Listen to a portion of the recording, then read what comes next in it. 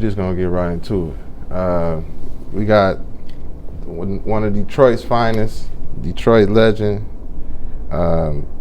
Derrick Coleman, Detroit veteran, and this individual is one that that you can say that the city still loves. You know, nobody speaks bad. It's tough love, man. It's real tough love. Everybody always speaks highly on it. It's tough love, man. But I'll take it, bro. Derrick Coleman. I'll take it. Derrick Coleman, DC. I appreciate you, man, doing this interview. Man, you know it's all love. We're here at your summer league, DC Elite Summer League. Yeah. Could you just give me a little background on that? On the Summer League? Well, for me, the Summer League started, I think, 2012, maybe 2011, when I went to the Final Four in Atlanta.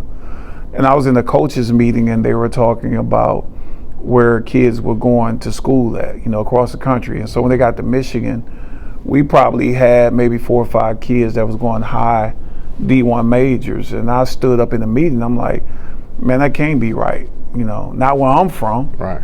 You know, I'm like, shit, I graduated high school 86. We had 40, 50 guys just from the city of Detroit that was going high D1 majors, not including Saginaw, Flint, Port Huron, you know. And when I got back home, I'm just like, you know what, I got to do something. I got to get engaged in the game of basketball. I just thought our kids wasn't playing enough basketball. So I wanted to create something where we can get kids playing a lot more. I didn't want to interrupt what was going on at St. Cecilia on the weekends. So I reached out to Sam Washington and I said, look, man, I want to create this summer league, but I want to do it during the week. That way kids will play 3 times a week and then still have Saturdays and Sundays to go play at St. Cecilia. So now you're playing 5 times a week working on your game. Yeah. And the first year I did it at Mumford High School. Yeah, we were part of that at UPrep. Yeah, that's what I said. First year, and probably had 25 teams, and then it just evolved, man. Yeah. It evolved. Like I said, we did it at UPrep. Mm-hmm. I've done it at Henry Ford. You know, I've done it all around the city, and now we're out at Groves, you know, in Beverly Hills, 13 Mile, and Evergreen. But last year we had, you know, 75 teams that participated in our summer league, and this year we're up to, and this is just our second day starting out, and we're up to 60 teams, you know, participating, sweet. Man. Yeah. For you to have so much, you know, love for the city, the kids of the city, I didn't know you grew up in Alabama. Mobile, Alabama, man, all my life. When did you come to these? Yeah, so I've always been to Detroit, you know, even growing up as a kid. Okay. You know, my mom moved here 69. Okay. Was the first year when she first moved here, 12th and Hazelwood. Okay. You know, so I've always been in Detroit my whole life. And then as I got older, you know, when you talk about elementary, middle school, because my mom was always working. I come from a single parent home. My grandmother is like, hey, send my baby home. So I went back, you know, to Mobile from elementary, middle school. Then when I got ready to go to high school, I actually came back to Detroit to go to high school. And that was Northern. Yeah, well, actually Cooley. Oh, wow. Yeah, I went to Cooley. I drive these kids by there now, you know, because, you know, our kids are talking about how tough and rough it is for them. They making all these excuses, right? I took them to where I stayed at, the corner of Finkel and Foyer, in the apartment building, 1-bedroom apartment. I pull up right in front, like, Coach, why you stop right here? I'm like, you see this building? When I first moved back to Detroit, this is where I stayed. Finkel and Foyer. I went to Coleman Young Elementary. Well, so, and then, you know, and Cooley was right up the street. Yeah. So me and Joe Blankenship dad really was my first AAU coach. Wow. Yeah, me, him, and Tony was on the same team as kids. Dang. So I had a opportunity to read an article, like an old article. It was on, I mean, it's old, but it was on the internet recently, and saying that You know, living in Alabama, you face, you know, some racial tension. Oh yeah, still I faced a bunch of racism growing up as a kid, because you got to think I'm a '70s baby. Yeah. You know, and that's when the tensions were high, and basketball is really my third sport. I grew up all my life playing baseball and football. Wow. I didn't play organized basketball until I actually moved to Detroit. I grew up playing, baseball and football. So we used to have to walk to a place called Alabama Village, right? Mm-hmm. And I mean, every night, bro, they would chase us home, sick their dog on us, you know, everything as a kid growing up in Alabama. I remember, you know, like last day of school, and this is like elementary school, they would lock all the black kids in the library, you know, let all the white kids, you know what I'm saying, go home. And every time that I, you know, went to school, my grandmama she was like, no, I got to send you over here where all the black kids go to school, because I always wind up fighting. Yeah. You know, because again, I'm playing little league sports, but then I go to school and I run up seeing the same guys who was sicking their dogs on us and chasing us home, and it's not gonna work. Bam, fight. Yeah. You know, so no, I experienced racism, you know, all my life growing up in Alabama, you know, and I say that, you know what, it made me who I am today. Mm-hmm. It made me stronger. It's something that I never forget. It's something that I you know, share with kids, you know, and now it just really is more on the corporate level, you know, when you see racism, you know what I'm saying? But you never let that stop you for who you are and what you want to become, you know what I'm saying, in life. It's still the obstacles, you know, in life, the ups and downs. Yeah, it's good you experienced it early. Oh yeah. You know how to identify it. And, I can see him a mile away, you know what I'm saying? Yeah, I can see him coming. And I tell people all the time too, like we used to walk to Plateau, Alabama, where Kidd Park was at, and Hank Aaron's mom lived in that neighborhood.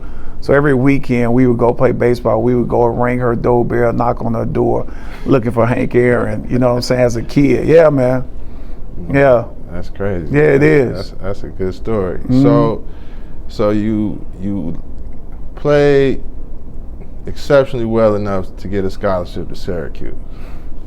Yeah.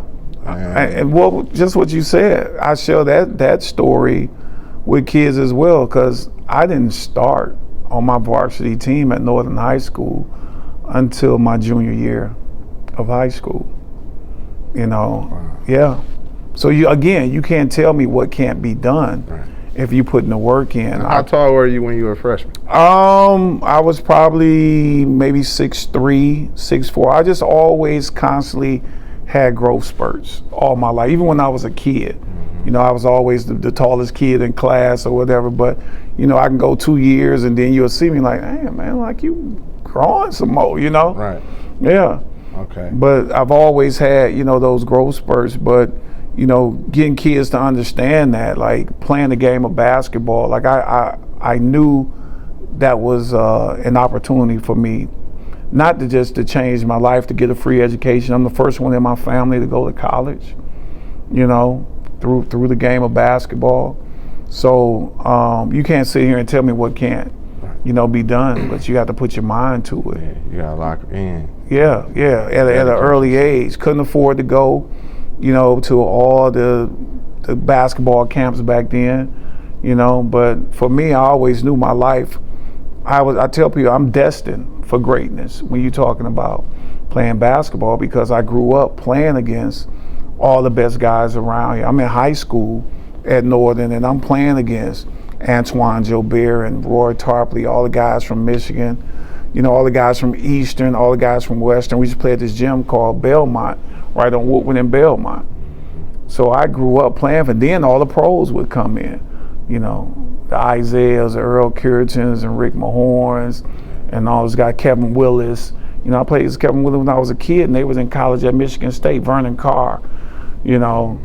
So Jarvis Bass Knight played at UNLV. Like I was still in high school playing against these guys, and they were kicking my butt at the same time, but helping me up off the floor too. Like, yeah, young fella, you know, you got to do this and do that. So for the game of basketball, when I got the opportunity to play against kids my own age, I would dominate. Yeah.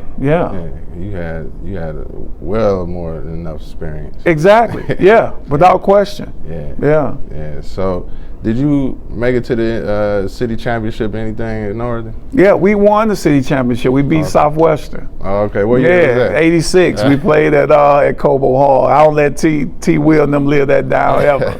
Yeah. So we won the champ. We lost in the semifinals to Saginaw Buena Vista for the state championship. Yeah, they stalled the whole game, man. Against us. But again, experience, right? So I have been going to Syracuse basketball camp in the summertime. I was fortunate when I moved back to Detroit. I couldn't find shoes. Still problems with kids today. Big feet, can't find shoes. And my high school coach, Coach Harry Harrison, knew Dave Bing. And he introduced me to Dave Bing. Now, at the time, Dave Bing is retired. He's running the steel company. I never even knew Dave played basketball. He was just a great man that I met and knew. I'm coming from Mobile, Alabama. We ain't getting games on TV in Mobile, you know what I'm saying? Getting baseball on. We ain't getting too much basketball on at all, right? And Dave used to send us to basketball camp. Me and Steve Hall, who was actually the coach at Cass Tech. Okay. We used to go to basketball camp at Syracuse every summer. And that was my experience going to Syracuse, driving, going through Canada, and again, as a kid, I'm sitting here like, what is this body of water that I'm seeing? And Dave and them is like, that's Niagara Falls. But me as a kid, I'm thinking Niagara Falls is on the West Coast. Not knowing I'm 3-4 hours from Niagara Falls. You know what I'm saying? The whole time. Yeah. So again, exposure. Yeah. Being on the college campus at 13 years old, going to camp there every year. So that pretty much had my mind made up. I was familiar with, and how can I turn down 33,000 people, 35,000 people every night, man? You got arenas now, don't even have that many people. So did anybody else recruit you? No, I got recruited by everybody. Only person I didn't get a letter from was Georgetown. Wow. Yeah. That was on, and I probably would have went to Georgetown because I had a Georgetown Georgetown starter jacket before I had a Syracuse starter jacket. Because we all grew up being Georgetown fans. And you seeing this icon, John Thompson, on the sideline, then you seeing all these kids, and people don't know that Georgetown is really this lily white university. Yeah. The average person don't even understand that, about Georgetown. Strong academics. Yes, very strong academics, man. For him to have all these kids from Baltimore and everywhere else playing it. So I asked him that one time. He came to Detroit to interview me. And he sat in the barber shop in my neighborhood, man. And the kids that, where they men now talk about that to this day, like, wow, you had John Thompson in the barber shop. And wall to wall, nobody could even get in, man. After the cameras left, everything, and he sat there and answered everybody's question and everything, man, for like 2.5 hours. Wow. And I asked him, I said, Coach, man, I got letters from everywhere to go to school. I said, man, you never sent me a letter from Georgetown. I said, why you never recruited me? And he say, Derrick, I had one crazy motherfucker from Detroit. And I said, once he left, I would never recruit another crazy motherfucker from Detroit. And he said it just like that. Whole barbershop bust out laughing, man. But yeah, I got recruited by everybody. Michigan, Michigan State, North Carolina, UCLA, Indiana, Duke. Everybody. The only person I never got a letter from was Georgetown. Wow. So was the exposure to the Syracuse camp, did that help your decision? No, without question. Being there on that campus, and you got to think at that time, man, the Big East was the #1 conference in the country. Yeah. Me running home every Saturday to watch, and this is before ESPN, to watch Syracuse play Georgetown. That was our rivalry. So at the time, the conference was just on top of the world, you know, and I always wanted to be a part of that. I'm like, man, I'm going to the Big East, man. Like, these dudes on TV every week. Their conference is real strong. And again, you know, I wanted to go to Georgetown. You know, you had Georgetown, St. John, Syracuse, Villanova, you know, and I loved it, man. And getting the exposure to go up there, to be on the college campus at 13, you know, years old, it just fit right in, man, to everything that I wanted to do. And then getting the opportunity to actually, you know, to go there and to play, and freshman year go all the way to, you know, the national championship. Like, that just set the tone. But when you look at it, you understand this. At that time, if you can go back and research, we dominated college basketball. I'm just talking about the state of Michigan, period. You couldn't turn the TV on anywhere and not see somebody from the state of Michigan on TV playing at major universities. So what do you think happened? I have a theory, you know, everybody around is getting better. Theory, you know, is developing, and we're not. Well, that's the reason I started this league, to help us try, you know, to get better. I have a few, I would say, not really a solution, but an equation to what happened. First and foremost, for me, the closing of all the recreation centers in the neighborhoods and in the communities, you know, where kids can actually get the opportunity to go play. That was devastating. You know, that was devastating. You know, people leaving the city, and you know, the big three, the Ford, Chrysler, GMs, not putting money into recreation like they used to. You know, you got to think about when you look at a place like Flint. You know, Flint was dominated by the automotive industry, but they were putting that money back into communities and neighborhoods and to recreation programs. So you're giving kids an opportunity somewhere to, you know, have a safe place to play and participate. Right. So that's always been it for me. It's just like, you know, we've gotten so far away from that, closing it down. And it amazes me that anytime there's any type of crisis, the first thing they want to cut out with our kids is sports. Yeah. You know? Like, even for COVID that came, like my center in the neighborhood where I grew up at on 12th and Hazelwood, the Williams Center, it was a COVID spot where you come and get your shots and everything for COVID. Okay, they haven't opened my recreation center back up my neighborhood yet. Just for the COVID? Yeah. Wow. They haven't opened it back up yet. You know, so my friends in the neighborhood, they're like, yo, you need to call downtown. Why they ain't open the Williams Center back up yet? Derrick, what's going on? And I'm like, man, I don't know.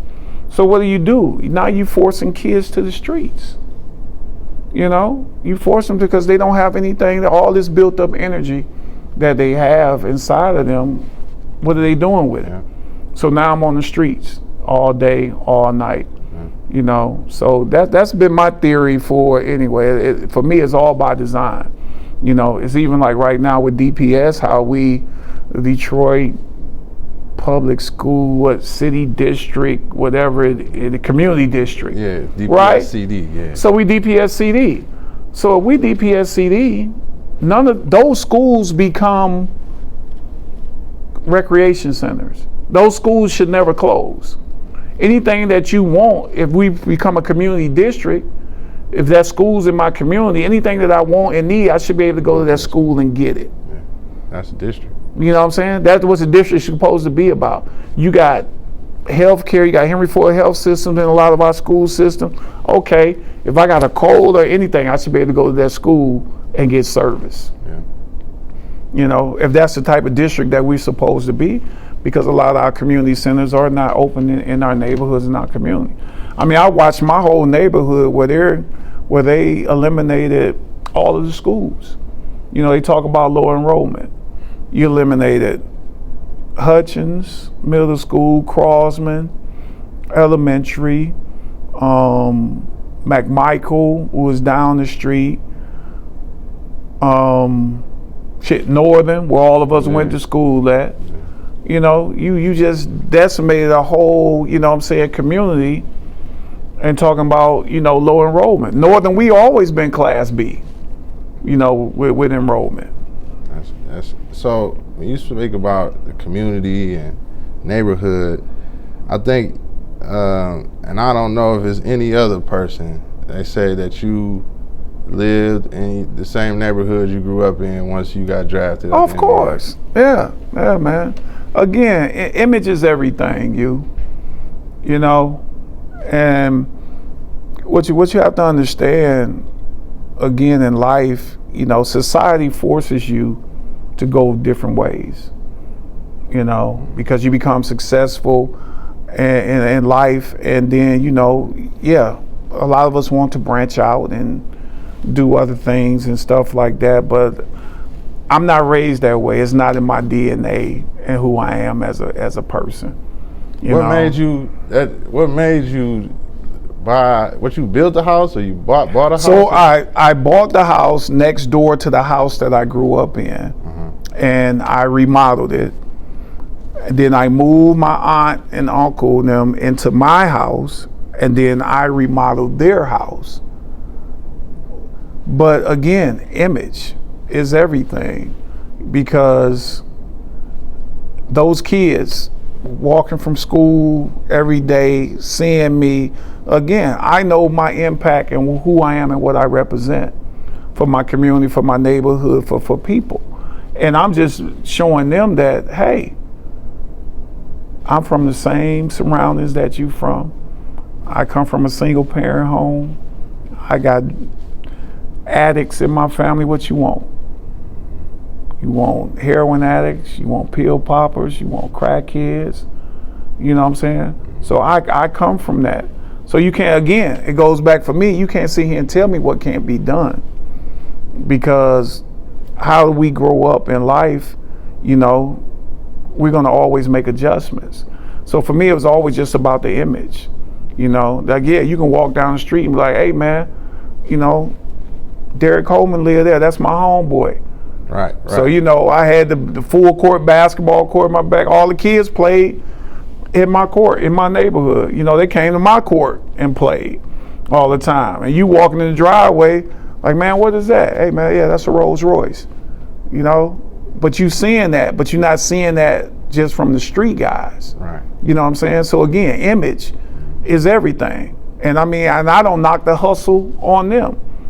But again, when you showing kids that it's other ways that you can be successful in life besides the streets. So you know how they say, you know, once you make it, you can't stay in your own city. I know you heard that. Oh, of course. So yeah, what made you successful staying in your own city? Like, because I've always broke bread with my people. Okay. All my life, like I said, from ever since I was a kid. You know, I'm raised that way. You know, successful in life, but real humble, you know what I'm saying, about it. But those kids know, even these kids playing in my summer league to this day, it's nothing that they cannot ask me for, and it's in my wheelhouse to give it to them. They know that about me, and I've always been that way because I've been raised that way my whole life. So it's hard for a lot of people to, you know, separate, you know what I'm saying? Because a lot of guys love their communities and their neighborhoods and where they grew up at. But, you know, and I would say this more than anything, though, I got a bunch of cousins. Yeah. That makes a difference. That makes a huge difference. You know what I'm saying? I come from a very, even though I'm an only child, I come from a very large family from the east to the west. So that makes a huge difference, you know what I'm saying, as well, man. You're looking out. Yeah, but like I said, I've always broke bread with my people, man. Now, did you have, like, some of your family and friends as hired staff? Did they have positions, you know? Oh, of course. Yeah. Yeah, well, every time I've went somewhere, I've always hired, you know what I'm saying, my friends, my family. I mean, even from the strip mall that I built in my neighborhood, you know, up on Linwood. Yeah, you had the shoe store. Had the shoe store, barbershop, bill payment center. And again, as a kid, you know, you growing up, and I'm seeing that, right? I'm taking my aunt, them, every weekend to go pay bills in Hamtramck. But you know what? See, that never left me though. Never left me. So I'm like, okay, I need to do all the things that I used to do with my aunt and them. Why don't I just put these resources in our neighborhood where you can walk up here and pay a bill, where you can walk to work, or you can get a haircut. I was playing in the pros. When I came home in the summertime, I was still going across the alley to my homeboy P.O. house in the basement, get my hair cut. You know what I'm saying? Yeah. And I'm like, yo, I want to build this strip mall because if you do your history, and your dad's from 12th, you know, what 12th Street used to be. Yeah, that's Rosa Parks. Rosa Parks. Yeah. So me seeing that as a kid and knowing that, okay, if it once was, it can be again. He said it was where the shops and everything was. Everything, man. Yeah. Everything, right? You can get whatever you wanted right on 12th Street. Yeah, that's crazy to believe looking at it now. Yeah, but it's coming back right now. Yeah. That area is building back up. It's a great area. For me, it's so historic because you go from Motown, the inventor of soul music, right? So you make that right on the 12th Street, and you got townhouses now, but you get to 12th and Claremont where the riots started at in '67, right? Mm-hmm. So as soon as you go across 12th and Claremont, Atkinson, Edison, all many mansions. Yeah. The housing, you know what I'm saying? They want big money for those houses. Oh no, yeah. And that was our hustle when we were kids. You know, we would go shovel snow, Boston, Edison, Chicago, and stuff like that to get money. You know, back then. So it's changing. It's coming back. But you know, and we want to be a part of that. That's the most important thing. Yeah. So you were drafted number 1, 1990, and how did that feel? Probably, besides my kids, one of the greatest feelings in the world, because you know what, you work so hard to accomplish something, you know, but then you look at all the doubters, right? You know, because again, how much because it wasn't a cap at that point, was it? Or because they made the cap? Yeah, they made the cap because of me. But you know, when you look at it, you going number 1. Like I was going to leave school my junior year, you know, and I had hurt my back. I had back spasms. Somebody, you know, need me on my back. Because like the first 2 games of my junior year, I didn't even play, you know, in the NCAA tournament. So I didn't think I had a good tournament. And I'm sitting there with Coach Boeheim in his office, and we're talking about. He's like, Derrick, look, you could have left school after your freshman year. You know, to be honest with you. You know what I'm saying? He's like, you know, they got you projected right now. You can go top 5 in the NBA draft as a junior. You know, with your back spasms. You know, that's going to go away. Right. He said, but I know you. You know, you want to be number 1. And I'm like, yeah, coach, you know what I'm saying? I do want to be number 1. Mm-hmm. And I'm sure he had his own selfish reasons of keeping me there another year. Oh, absolutely. You know, anyway, but you were Big to East come player back. of the year. Yeah, right? First team. I was Big East first team 3 years in a row, rookie of the year, you know, all rookie team. Yeah, I wrecked the Big East. You know. And they retired your jersey, right? Of course. Yeah. It's hanging in the rafters. But to see yourself, you know, work so hard again from humble beginnings, bro. You think about it. I'm from Mobile, Alabama. You know, to playing basketball, starting my junior year, to in 2 years being a McDonald's All-American, right? To going to Syracuse, to breaking.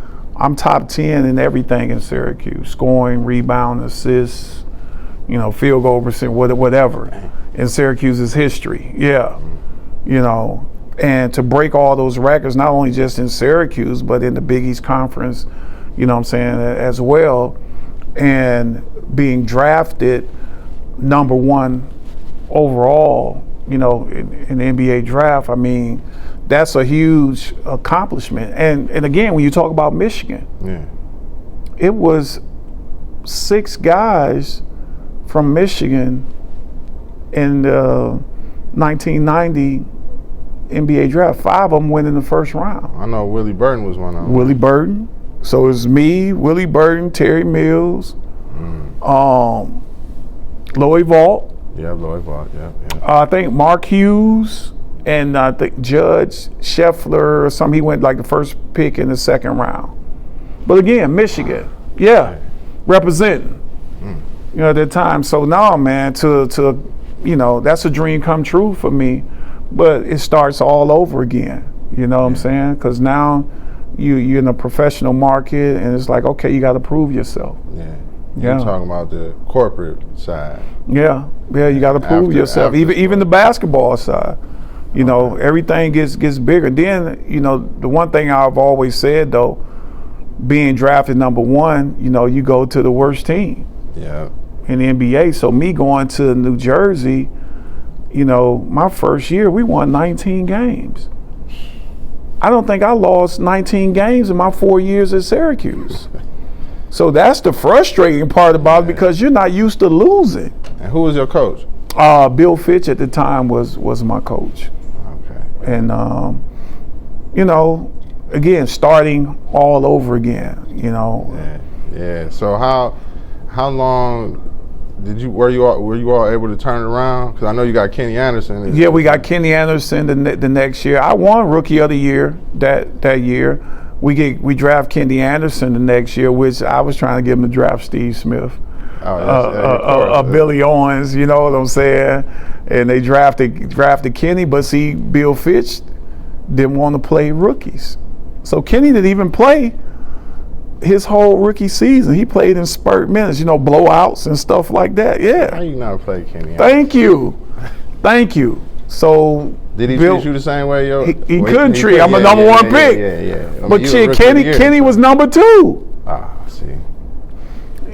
So again, the fake politics, of the game of basketball. Then Chuck Daly leaves Detroit, comes to Jersey. We trade. We get Drazen Petrovic.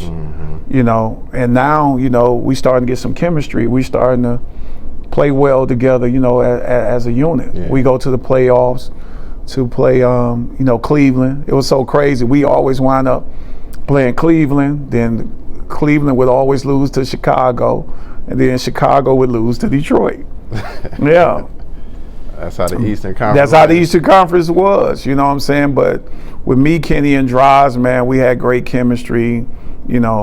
Great time. Playing there. And my 3rd, 4th, 5th year, we really started. Blossoming, turning it around in New Jersey. Then, Draz passed in the car accident. We took 10 steps backwards. Then they traded Kenny Anderson. So I'm sitting here in Jersey back by myself again. Chuck Daly leaves, go to Orlando. I know that was frustrating. Yeah, man, very frustrating, So we take 20 steps backwards, yeah. Then, so how long did you stay there after that happened? I stayed in Jersey, I think 6 years, 5. And I got traded to Philly. But even with Philly, when I first got there, it was just like starting over again, because they were trying to rebuild their franchise as well. Was Iverson there already? No, Al didn't come till later on. John Lucas was our coach. Okay. Yeah, so me and Willie was actually Burton on the same team. Vernon Maxwell, Sean Higgins. Oh, okay. Yeah, all of us were, That was the memory. Yeah. Yeah, we had a decent team, He came shortly after. Yeah. Al came maybe 4 years after that. Because first Jerry came, Stackhouse came first, and then Al came the next year. Yeah. So and then Larry Brown became our coach. Yeah. Okay. So at what point did you get the BK Diamond Cell contract? When I was in Jersey. You was in Jersey? Yeah, and I explain that all the time, right? Because I grew up wearing Nikes all my life, and the money was pretty much the same. But with Nike, they weren't going to bring an 18-wheeler to my neighborhood for the people. So British Knights brought an 18-wheeler worth of shoes in the neighborhood? Every year. Wow. Every year. I gave away shoes, and I mean, especially wintertime when the Coats for Kids and stuff like that, they would bring a whole truck and to my neighborhood, man, and my cousins and them would distribute it. I mean, my high school team, that's all they wore was BKs. Yeah. You know what I'm saying? Yeah. So again, it wasn't about the money. It was about who was going to really help me with this vision of helping my people. Right. And they wasn't willing to do that on that level. And BK was like, hey, man, yeah, we'll do that. Were you their biggest athlete? Oh, of course, me and Hammer. MC Hammer? MC Hammer, yeah. Yeah, me and MC Hammer. Man, are they still around? Yeah, they still around. We did a shoe launch before COVID at Burn Rubber. Oh. We did a reshoe launch of my shoe, sold out. Yeah. Wow. Yeah. Okay. So they're still around. Okay. Yeah. Did they how long was that deal for? I think I had the deal maybe 5 years. Okay. Yeah. Did you get with any other company after that? No, after that, I wrote Reebok for a minute, you know. But still, Reebok wouldn't do, you know, when you're talking about community efforts and stuff like that, giving back and helping, they wouldn't. No one did it on the level that BK did it on.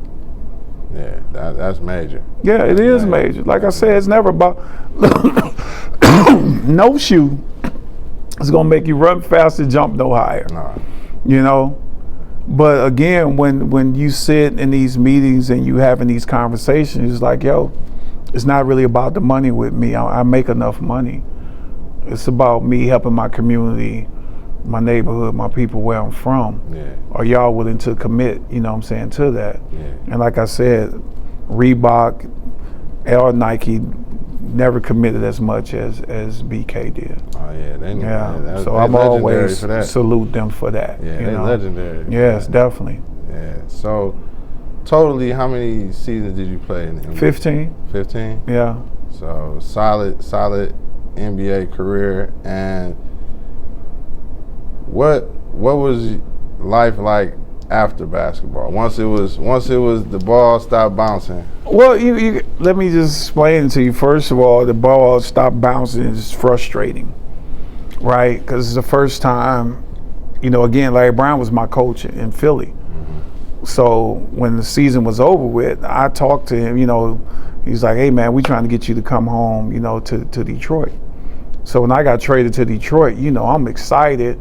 They just won the championship the year before, and I'm like, man, shit, we gonna win, you know, when I get home.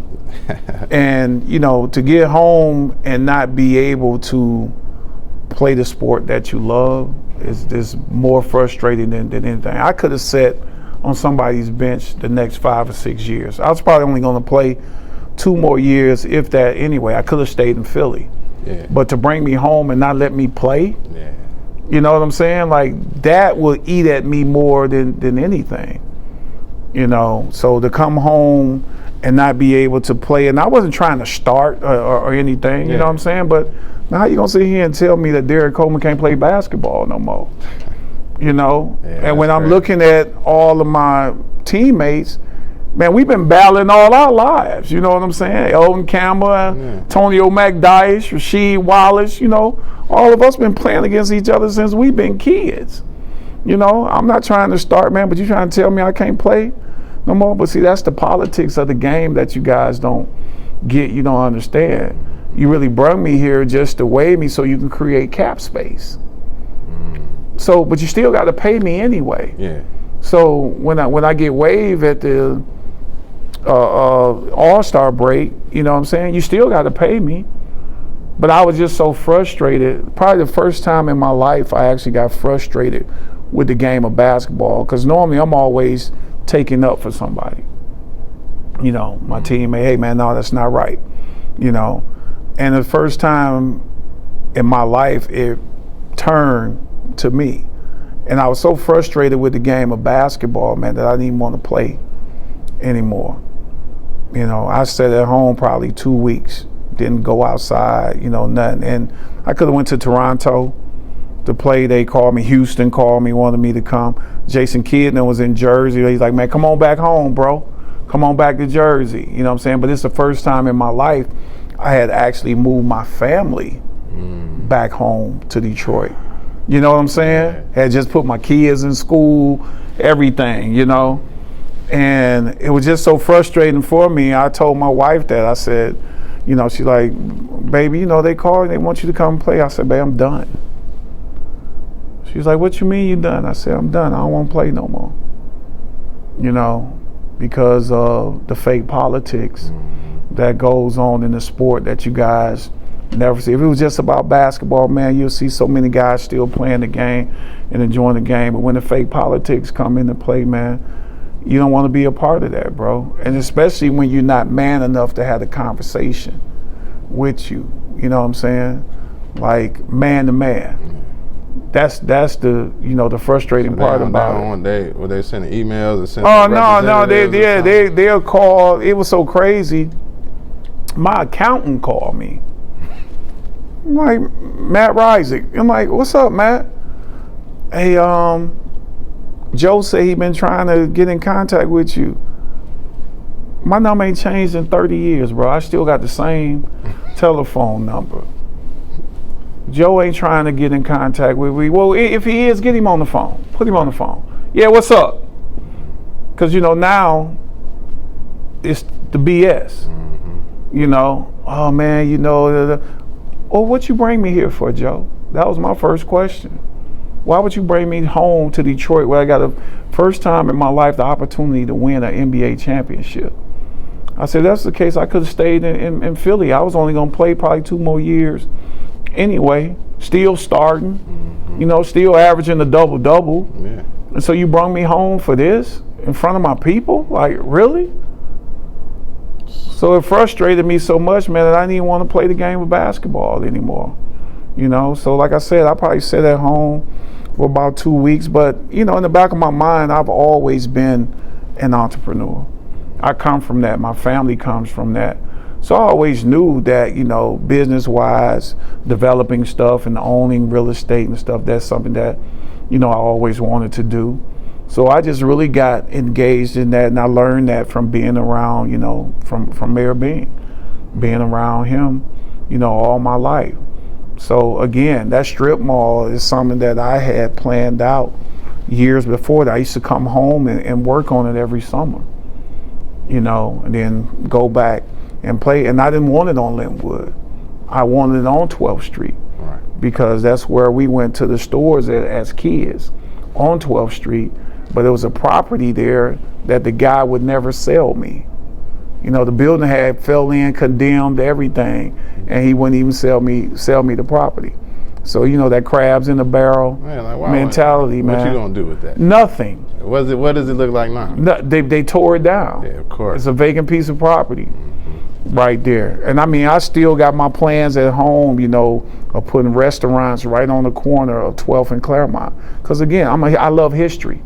So I'm a history buff. I'm like, yo, we're going to put restaurants right here in this whole side of the street. We're going to build this the same strip mall I built on Linwood. I was going to build it right there on 12th Street. So, I'm familiar with, the Sweet Georgia Brown and the strip mall. And I know you had a lot of business ventures. So, are you still heavy into the business? I know you philanthropist. Yeah, I am. And even that, what you talking about, right? My whole game plan was when I retired, because now you're giving me time to really do what I love to do too. I hate when I see people try to put us in a box. Like we're so much more than that. Like basketball, hey, I love it. I enjoy it, but I'm so much more, man. And that's only a short part of my life. So again, working on those projects. I've had record labels, what I'm saying? I produced the first Hot Boys tour. Like people don't even know that with Master P. Because Master P, we played together in Charlotte, so we used to ride the bus to training camp every morning, together. So P is sitting here telling me about all these groups and his tour and stuff he's going to do when the season is over with. So I'm like, okay, who's going to, be the producer of it? He's like, well, I'm talking to some guys right now. I said, well, what's it going to cost? He's like, it might cost, $300,000-400,000, D, You looking at it, you know what I'm saying?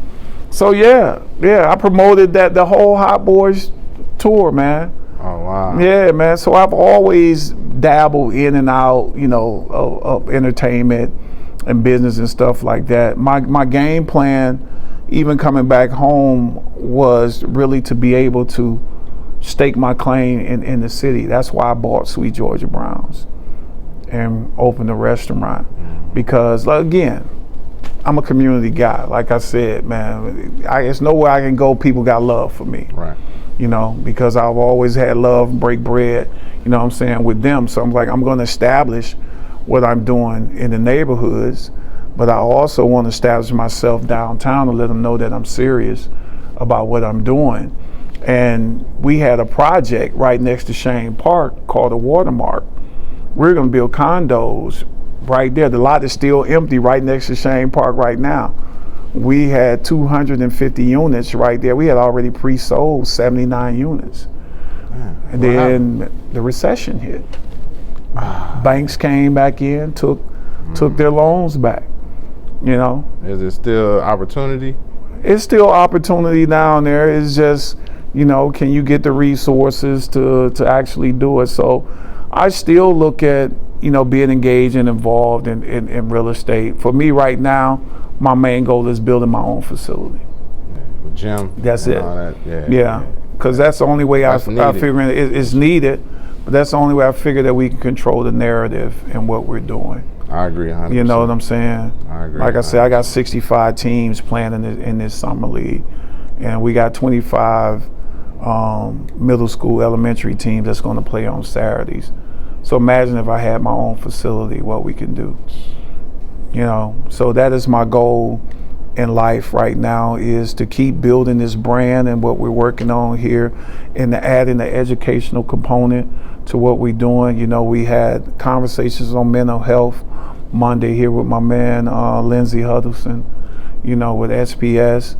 Yeah, but you coming here, and being a part of it, and my goal even this year is to add the communication component to it, because there's nothing that makes me madder than to see a kid when they put that microphone in their face and he can't represent himself. Yeah. So I want to add that to my summer league, DC TV. I want to be with, just like you see in the NBA when it's timeouts, I want these kids interviewing these coaches. You know what I'm saying? And when the game is over, I want these kids interviewing these kids that are playing, because I want them to become comfortable with being in front of that camera. So we have to keep exposing our kids through the game of basketball. Yeah. Exposure is everything. It's a tool. It's a tool. So let me teach you and show you how to understand how to use that tool. If you love that tool will take you around the world if you let it. Yeah. But it's a lot of stuff that goes along with that. Yeah. It's not just basketball, Yeah. So exposure for me is everything. And I just try to expose the kids through the game of basketball. It's the carrot that I dangle, Yeah. I don't care nothing about basketball. I do basketball in my sleep, Yeah. man. Yeah. So before we wrap it up, my question, the major question is, what does education mean to you? What does everything? Everything, man. For one, for our ancestors to go without it. Think about that. You talk about slavery, but our life doesn't begin with slavery. Mm-mm. We created the universe, and to come here and to be robbed of everything, our religion, our culture, our God, our education, and we still survive. To invent, to create, all the inventions. Now you see it every month or two or so, it starts coming out where, this guy invented this, the stoplight, you know what I'm saying? The stop sign, open heart surgery. Mm-hmm. So now you starting to hear about this, but you can't let colonizers tell you about your history. They never will. Nah. So like I said, me being the first person in my family to go to college, that was so important, you know what I'm saying, to me. And not only just to go to college, to actually get the opportunity to graduate before my kids graduated college. You know, I remember me and my mother arguing about it. Well, I wouldn't say we were arguing, but a disagreement, you know, about that, because my junior year, again, like I said, I'm like, I'm going pro, Ma, you know, and she was like, well, what about your education? And I'm like, what about it? I said, here it is. I'm seeing you still getting up 5, 6 o'clock in the morning, catching the bus. I got an opportunity to change that right now. Well, baby, don't worry about me. You know, I'm good. I can afford to catch the bus, you know, another year or whatever have you. And I'm like, nah, well, I got the opportunity to change our lives, you know what I'm saying, right now.